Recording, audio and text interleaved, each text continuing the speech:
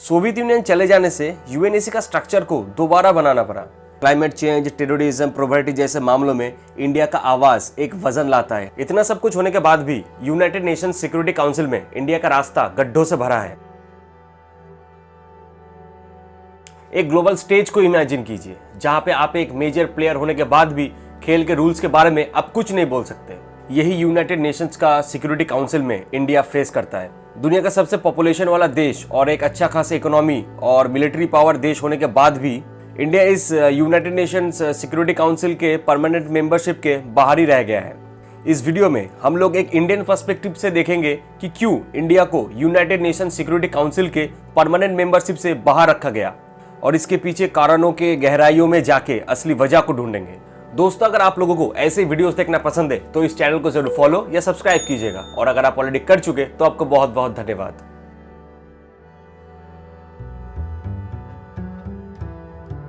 United Nations security council पे India का journey independence की लड़ाई से ही है।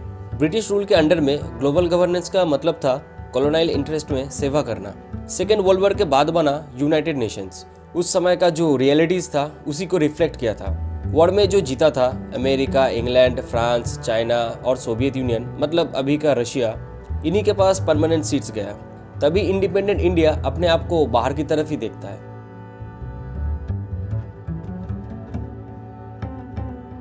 कोल्ड वॉर इंडिया के एस्पिरेशंस को और कॉम्प्लिकेटेड कर दिया। सुपर पावर्स गेम को रिफ्यूज करके नॉन अलाइनमेंट पॉलिसी को वेस्ट वाले और सोवियत ब्लॉक एक संदेह की नजरों से देख रहे थे, जो कि इंडिया की पीस कीपिंग मिशंस यानी शांति के लिए एक अच्छा खासा योगदान किया था और डेवलपिंग नेशंस के राइट्स को भी चैंपियन किया था। इंडिया का ये न्यूट्रल रहना इंडिया को परमानेंट मेंबर की एग्जीक्यूटिव क्लब से दूर रखा था।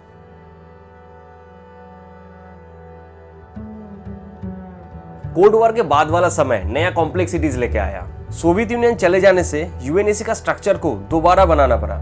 इंडिया, ब्राजील, जर्मनी और जापान जैसे इमर्जिंग पावर वाले ने डिमांड किया कि उनके डिसीजन का इम्पैक्ट भी पूरे दुनिया में हो।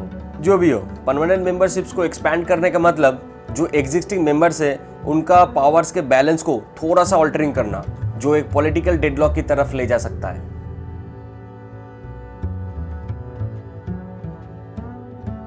इंडिया का परमानेंट सीट के लिए दावा करना उसके प्रभावशाली आंकड़ों से कहीं आगे जाता है। ये एक वाइब्रेंट डेमोक्रेसी, एक डाइवर्स और एजुकेटेड पॉपुलेशन, एक बड़ा इकोनॉमी और पावरफुल मिलिट्री को लेके बहुत ही प्राउड फील करता था। ये पूरे दुनिया में शांति बरकरार रखने के लिए कॉन्स्टेंटली कंट्रीब्यूट किया है। अमेरिका को छोड़ के और भी किसी भी देश से ज्यादा आर्मी भेजा है। क्लाइमेट चेंज, टेररिज्म, पॉवर्टी जैसे मामलों में इंडिया का आवाज एक वजन लाता है डेवलपिंग देशों के सामने।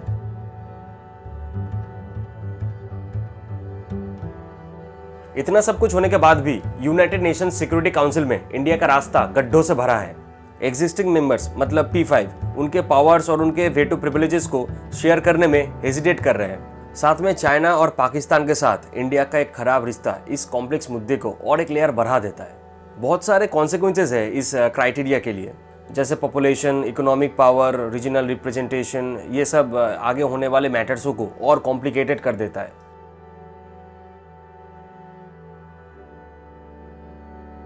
परमानेंट यूएनएसी सीट इंडिया के लिए अभी भी बाकी है। ये रिप्रेजेंटेशन और डेमोक्रेटिक यूनाइटेड नेशन के रिफॉर्म्स के लिए एक्टिवली पार्टिसिपेट करता है। इंडिया का ग्रोइंग ग्लोबल स्ट्रक्चर और स्ट्रेटेजिक पार्टनरशिप्स यूएनएसी के परमानेंट सीट के मांग को और भी ज्यादा मजबूत बना रहा है। जो भी हो, रास्ता अभी भी बहुत लंबा है और मंजिल बहुत दूर, और इसके साथ पॉलिटिकल मैन्यूवरिंग और कॉम्प्लिकेटेड नेगोशिएशंस भी है, तो इसका भी सामना करना पड़ेगा।